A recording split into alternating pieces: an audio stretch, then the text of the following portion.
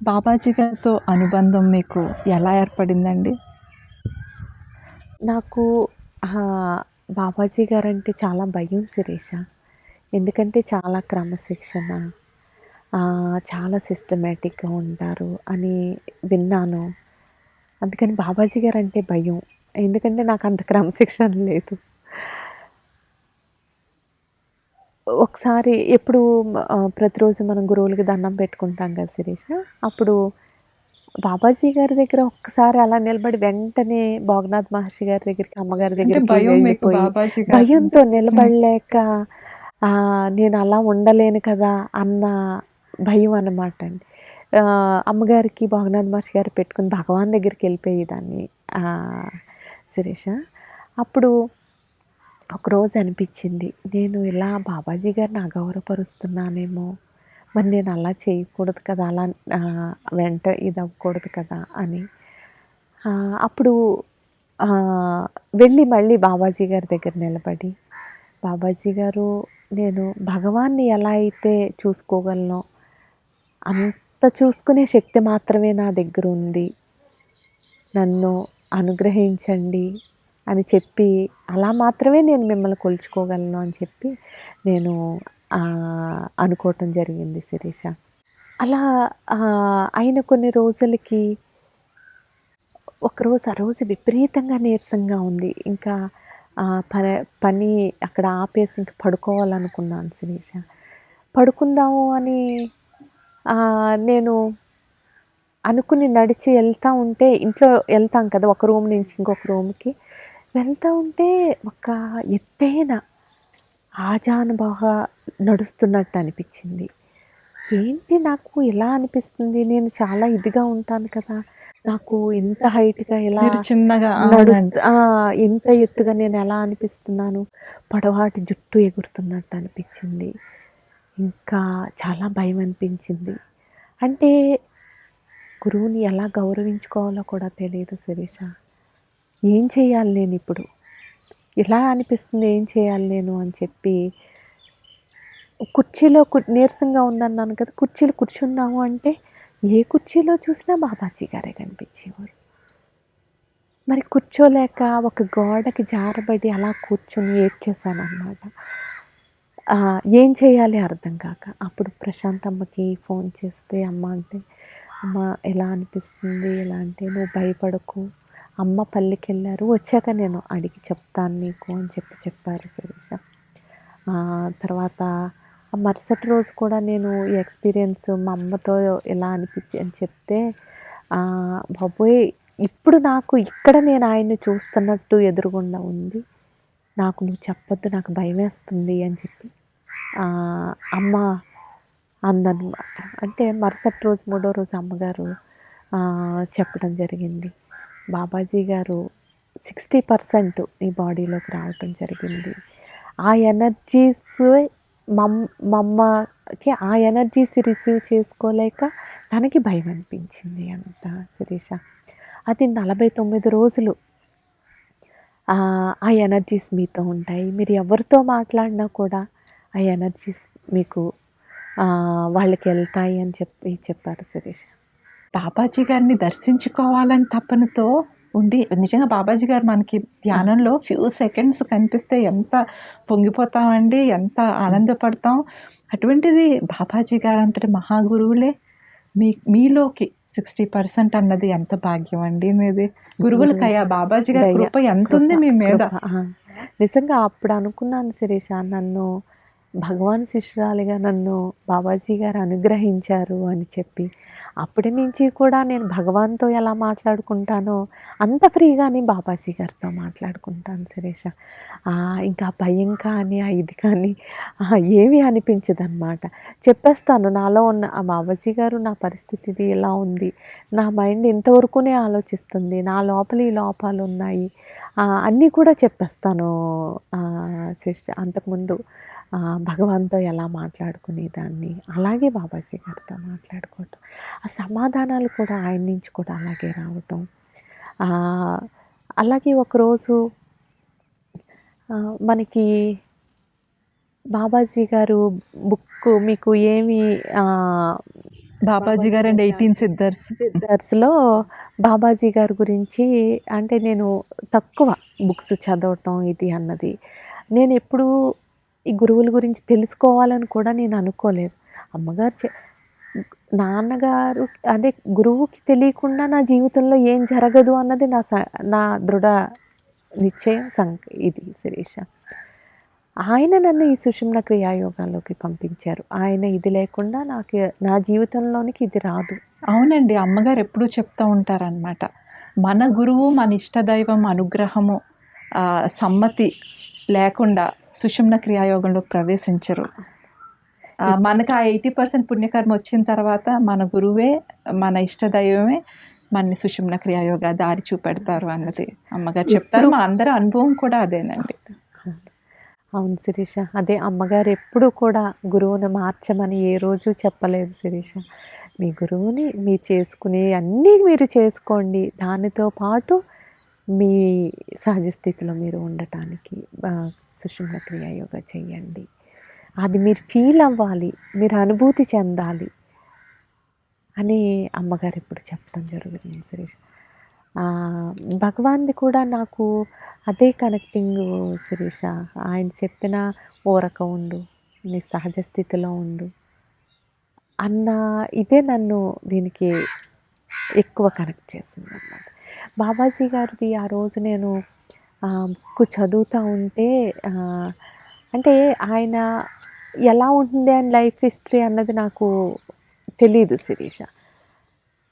అమ్మగారు చెప్పారు, అది ఏదైతే నాకెందుకు, అది ఎలా వస్తే నాకెందుకు, నేను చెయ్యాలి అంతే. ఇంకొక ఆలోచన ఇది రాలేదండి ఇప్పుడు. అందుకని నేను చదవటానికి కూడా హిస్టరీ తెలుసుకోవటానికి నేను ప్రయత్నించలేదండి. ఆ రోజు బాబాజీ గారు అమ్మగారు అందరినీ ఒక యోగి ఆత్మ కదా, ఈ బుక్ చదవమంటారు కదా, మీకు ధ్యానానికి సహకరిస్తుంది అని చెప్పి అలాగే 18 మంది సిద్ధుల్లో బాబాజీ గారి గురించి, భోగనాథ్ మహర్షి గారి గురించి మనకి తెలుసుకోండి అని చెప్పినప్పుడు నేను బాబాజీ గారిది తీయటం జరిగింది శిరీష. జరిగినప్పుడు నాకు మొదట వచ్చిన బాబాజీకి ఎరుకే నీ సహజ స్థితి అని ఆయన తెలుసుకున్నారు అని. అంటే భగవానికి సంబంధించిన ప్రతి మెసేజు నాకు ఇందులో వచ్చింది శిరీష. ఇంకా నాకు విపరీతమైన ఆనందం అండి. అంటే హృదయం పొంగిపోయిందనమాట. అంటే అది ఇష్టం కదా, ఏదైనా ఇష్టంతో ఉన్నది మీకు తొందరగా ఇదవుతుందంట. ప్రతి విషయం కూడా నాకు అందులో అవే విషయాలు రావటం జరిగింది శిరీష. అది కూడా నాకు భగవాన్గా బాబాజీ గారు ఇచ్చిన ఒక అనుభవం శిరీష. వనజ, ఇన్నేళ్ల మీ సుషుమ్న క్రియాయోగ ప్రయాణంలో గురువులు మీకు ఎన్నో సర్వీస్ అవకాశాలు, సేవా అవకాశాలు ఇస్తూ వచ్చారు కదండి. మన ఫౌండేషన్కి వర్క్ చేసేటప్పుడు, అమ్మగారికి సర్వీస్ చేసుకునేటప్పుడు మీ ఆలోచనలు కానివ్వండి, భావాలు కానివ్వండి, విచారణ అన్నది ఎలాగా జరుగుతూ ఉంటుందంటారు? అమ్మగారు మనకి సేవా అవకాశాలు చాలా ఇచ్చారు. అప్పుడు కూడా నేను పర్ఫెక్ట్గా చెయ్యలేనని సేవ చెయ్యాలని కూడా అనుకోలేదు శిరీష. ఎందుకంటే ఇది విశ్వకార్యం.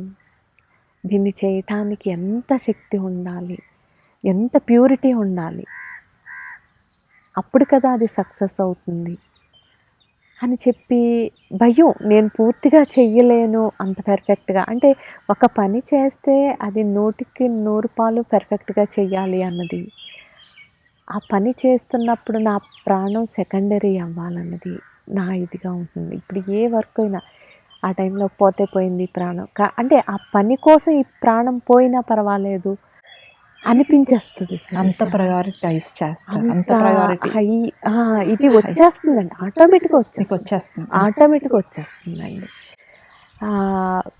దానికోసం నేను ఎంత ప్రయత్నం చేయాలో అంతా జరుగుతుంది శిరీష.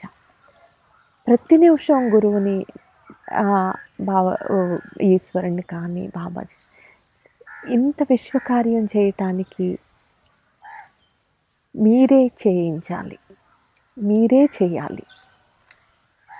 అంటే అంతకుముందు అనుకునేదాన్ని తోడుండి నడిపించండి, తోడుండి. తోడుండి నడిపించిన నేనున్నాను కదా ఇక్కడ. మళ్ళీ నా అహంకారం ఏదో అడ్డు వేస్తుంది. మీరే అయి నడిపించండి, మీరే అయి నడిపించండి. ఇదే నిరంతరం జరుగుతుంది శిరీష. మీరే అయి జరుగుతుంది అన్నా కూడా పూర్తి ఎంత బాధ్యత వహించాలి అన్నది కూడా అక్కడ అంత చేయటానికి బాహ్యంగా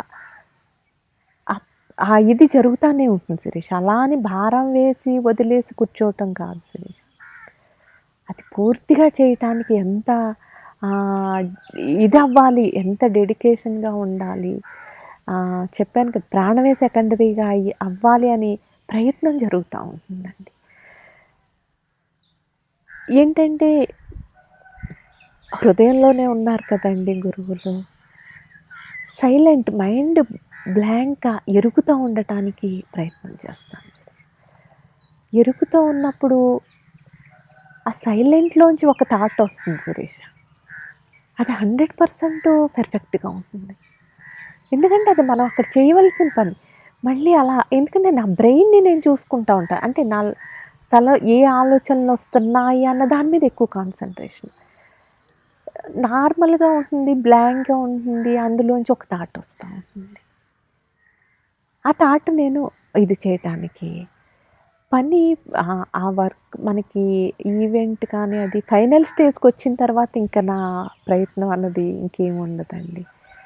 అలాగే మన దిండి ఈవెంట్ మీది చాలా మేజర్ రోల్ అండి. మీకు చాలా పెద్ద రెస్పాన్సిబిలిటీ గురువులు అందించారు. చాలా, అంటే ఎరుకుతో మనం సరెండర్ అయ్యి ఉన్నప్పుడు అంత ఈజీగా చేయిస్తారేమోనండి. మనం ఒక మనిషి చేత మన ఇంట్లో పని చేయించుకోవటం చాలా కష్టం శిరీష. కానీ అంతమంది మనకి టక్ టక్ టక్ ఇది అవ్వటం, వాళ్ళు అంత పర్ఫెక్ట్గా ఇది చేయగలగటం, ఇవన్నీ నేను గురువుల యొక్క అనుగ్రహంగానే భావిస్తాను శిరీష. నేను ఇలాగే ఈశ్వరుణ్ణి ఎక్కువ అడుగుతూ ఉంటాను.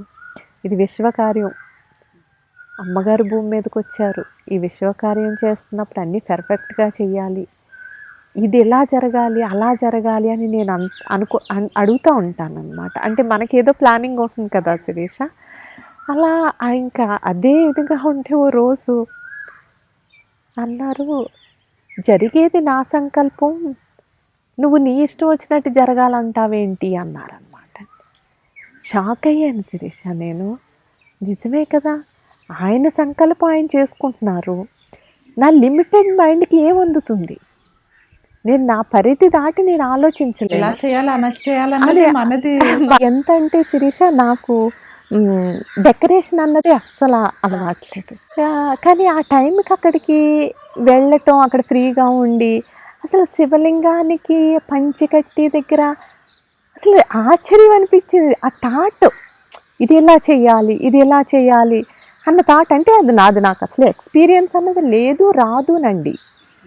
కానీ అక్కడ ఆ థాట్ వచ్చి ఇది ఎలా చేస్తే అక్కడ ఎలా సెట్ అవుతుంది అన్నది నన్ను నేను చూసుకుంటా ఉన్నాను శిరీష ఆ పనిలో కూడా. ఎందుకంటే అది నాది కాదని నాకు తెలుసు కదా. అంటే మనం ఆలోచించకపోతే అవ్వదేమో అనుకుంటాం శిరీష. దిండి ప్రోగ్రాం అంతా కూడా శిరీష నేను సాక్షిగా చూస్తూనే ఉన్నాను శిరీష. ఫైనల్ స్టేజ్లో ప్లానింగ్ అసలు డిఫరెంట్గా మారిపోయిందండి. ఒకటే ఆయన ప్లానింగ్ కదా అది. అప్పుడు కూడా నేను అనేదాన్ని, సరే అంటే ఇంక పరిస్థితి మన చేతిలో లేనప్పుడు మీరు చేస్తానన్నారు కదా, సరే చూస్తాను నేను అని చూస్తూ ఉండేదాన్ని శిరీష. ఎటువైపు నుంచి ఎటు చేస్తారు అన్నది మొత్తం నుంచి ఎటు చేయిస్తారు అంటే మొత్తం ప్లానింగే డిఫరెంట్ అయిపోయింది. అసలు సంక్రాంతి ఈవెంట్ అది చాలా పూర్తి డిఫరెంట్. అసలు ఆ వర్షాలకు కానీ ప్రతి సిచ్యువేషను ఆ టైంకి ఎంతో పర్ఫెక్ట్గా జరిగిపోయినాయి శిరీష. చాలా చాలా మనం ఎరుకుతో చూసినప్పుడు దాన్ని ఎంజాయ్ చేస్తాం శిరీష. గురువులు ఎలా చేయిస్తారా, ఇంత చేయిస్తున్నారు. ఏంటంటే ఏ ఈవెంట్కి వర్షం, అంటే అంత ఫుల్ నెల రోజుల నుంచి వచ్చిన వర్షాలు టక్కని ప్రతి ఈవెంట్కి ఆగిపోవటం, అసలు ఏమీ లేకుండా శుభ్రంగా ఇది జరగటం. ఈ పిల్లలు మన వాలంటీర్స్ ఈ టైంలో వర్షం చూపిస్తుంది అంటే అప్పుడు ఎండ కాసేయటం. ఫోర్కాస్ట్ కూడా అసలు ఈ పంచభూతాలు కూడా గురువుల యొక్క ఆధీనంలోనే ఉంటాయి కదా శిరీష. దాన్ని చూస్తూ నేను ఎంజాయ్ చేశాను. నేను ఆ విషయం చాలా ఇది. నెక్స్ట్ మనకి ఫస్ట్ సేవ ఇది అన్నది మనకి అతిరుద్రం అమ్మగారు ఇవ్వటం. అప్పుడు మీరు నాకు ఫోన్ చేశారు December 31, 2012 ఆ రోజు. సరేనండి, వీళ్ళతో చెప్తాను, మా చెప్తాను, అక్కడే కదా అరేంజ్ చేస్తారు, మేము సంక్రాంతికి వస్తాము, అప్పుడు మనం చూద్దామండి అని అప్పుడు కూడా మీరు అమ్మగారు వనజతో మాట్లాడు అని చెప్పారు. అసలు మిమ్మల్ని కలిపింది శృంగేరిలో అంతకుముందు 6 నెలల ముందు. అవునండి, ఇంతకు ఒక కరెక్ట్గా 10 years క్రితం గురు పౌర్ణమి అండి, శృంగేరి గురు పౌర్ణమి. అప్పుడు మేము బయలుదేరేటప్పుడు అమ్మగారు బ్లెస్సింగ్స్ తీసుకుని గురు పౌర్ణమి నుంచి, అంటే వనజ ఒక్కరే వెళ్తున్నారు శిరీష, మీ కారులో వస్తారు అని చెప్పి బెంగళూరు అమ్మగారు అటాచ్ చేశారు. ఇంకా అంటే ఇన్ని వందల మందిలో నేను ఒక్కదాన్ని ఎలా వెళ్తున్నాను, నన్ను ఎలా పంపించాలి అని ఎంత శిష్యుల గురించి, ప్రతి ఒక్కరి గురించి ఎంత ఆలోచిస్తారండి. గురువు అనుగ్రహం చూడండి, ఆ ప్లాన్ అంటే తర్వాత అతిరుద్రంలో ఈ ప్లేస్ మురమల్లకి నేటివ్ మన ఇద్దరిదే కదా. అవును, అప్పటి వరకు ఒకళ్ళనొకళ్ళు ఏమీ తెలియదు, ఎవరో తెలియదు. అప్పుడు మీతో నేను కాల్లో మాట్లాడినప్పుడు మీరు ఇంతమంది వస్తున్నారు, చాలా బాగా లార్జ్ స్కేల్లో ప్లాన్ చేస్తున్నారు అతిరుద్రం అనేసరికి, కనీసం ఆ ఈవెంట్లో ఒక ప్లేస్లో నుంచునన్నా ఫ్లయర్స్ పంచుకుంటే మనం చేసుకుంటాం కదా స్ప్రెడ్ అని అంత చిన్నగా ఆలోచించిన నాకు గురువులు మనకి ఎంత అవకాశం అండి. అప్పుడు నేను యుఎస్లో నుంచి మూవ్ అయిన కొత్తల్లో అండి మనం మీరు అంటే సపోర్ట్ లోకల్గా మంచి ప్లేస్లో మనకి దొరకటం. మనం అసలు అతిరుద్రమే మనకి దీనికోసం ప్లాన్ చేశారు గురువులు. మహాకుంభమేళా టైంలో ఇది ఇక్కడ జరగాలి అన్నది ఇక్కడ ప్లాన్ చేశారు. తర్వాత మనకి అక్కడ ఎంత ఎనర్జీస్ ఇది వస్తాయి, ఇక్కడ వర్షం కురిసినట్టు కురుస్తుందని చెప్పారు సురేష్. అదే నేను జస్ట్ టీచింగ్ అండి నాది, వెనకాల అరేంజ్మెంట్స్ అన్నీ మీకు చాలా అసలు ఎంత సిస్టమేటిక్గా అండి. మనం బ్యాచ్ 7 minutes దీక్ష, 7 minutes ఇంట్రడక్షన్, 7 minutes. అసలు నేను ఆశ్చర్యపోయి అలా స్టన్ అయిపోయి చూసేదాన్ని శిరీష. వాళ్ళందరూ అలా వచ్చేస్తూ ఉంటే అసలు యోగులు మునులు వచ్చేస్తున్నారా ఇంత ఇదిగా. ఫస్ట్ డే ఒక 25 members అండి, ఎంత ఆనందపడిపోయాము మనం. నాకు 10 మంది, అంతకన్నా అది చాలా ఎక్కువ యుఎస్లో. ఇంకంతే, ఇంకా రోజు రోజుకి వందలు తర్వాత వేలు, ఇంకా గురువులు మనకి ఇచ్చిన అవకాశానికి పొంగిపోతూ ఉండేవాళ్ళు. అప్పుడు కూడా నేను ప్రోగ్రామ్కి వచ్చే ముందు అమ్మగారితో మాట్లాడినప్పుడు, అంటే అప్పుడు నాకు విచారణ ఎక్కువ కదా శిరీష. అంటే మనం ఏ పని చేసినా నేను చేస్తున్నాను అన్న భావన వచ్చింది అంటే అది ఎంత పెద్ద పని అయినా అది ఫెయిల్ అయిపోయినట్టే. అంటే మనం చేస్తున్న ప్రతి పని భగవంతుడి వైపుకి వెళ్ళటానికి మనకు సహకరించాలి. మనం ప్రత్యేకించి ఇది చేసేది కాదు. అంటే మనం అమ్మగారు అదే చెప్తారు కదా, మీరు అలా మెడిటేషన్ చేసి మీరు ఎలా కావాలంటే అలా జీవించేస్తే కరెక్ట్ కాదు అని చెప్పి, అంటే ప్రతి మాట, ప్రతి చేత, ప్రతి ఆలోచన కూడా భగవంతుడి వైపు తీసుకెళ్ళి ఇలా ఉండాలి. అంటే ఇప్పుడు చేసే పని నేను ఎలా చేస్తాను, అమ్మగారిని అప్పుడు ఆ రోజు నాకు ఈవెంట్ గురించి ఇంత పెద్ద ఈవెంట్ కానీ ఆ పని చిన్నదైనా పెద్దదైనా నేను చేస్తున్నాను అన్న భావం రాకూడదు. వస్తే ఫెయిల్ అయిపోయినట్టే. అమ్మ నేను చేస్తున్నానన్న భావం నాకు రాకూడదు, అది నాకు కావాలమ్మా అని చెప్పి అమ్మగారిని అప్పుడు అడగటం జరిగింది శిరీష. తప్పకుండా అలాగే జరుగుతుంది అని చెప్పారు.